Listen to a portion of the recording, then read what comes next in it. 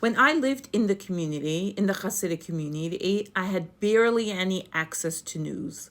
The only news I had access to was publications published by the community itself.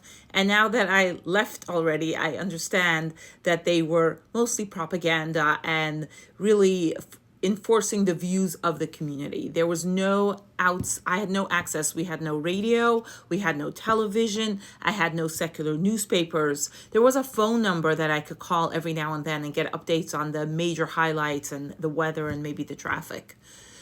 So all I knew about what was going on in the world was through the lens of the community. And we were instructed who to vote for. There was no conversation. There was no ability to voice another opinion. It was very clearly voting for this particular candidate is good for the community, and that is it. As a result, what developed is something called a block vote, a group of people that politicians could count on to get their votes. As long as you keep the leadership happy, you'll get their votes. So what happens in regards to the yeshiva education issue, politicians are trying to garner yeshiva leaders' votes, but the community's votes, by telling the leadership, we're going to help you to make sure that this law is not enforced. Basically, throwing the rights of tens of thousands of children under the bus in order to get their blocks of votes.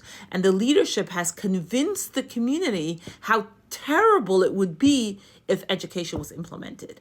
I will say there's a considerable population of people in the community that want change and who reach out all the time wanting to see what they could do to make change.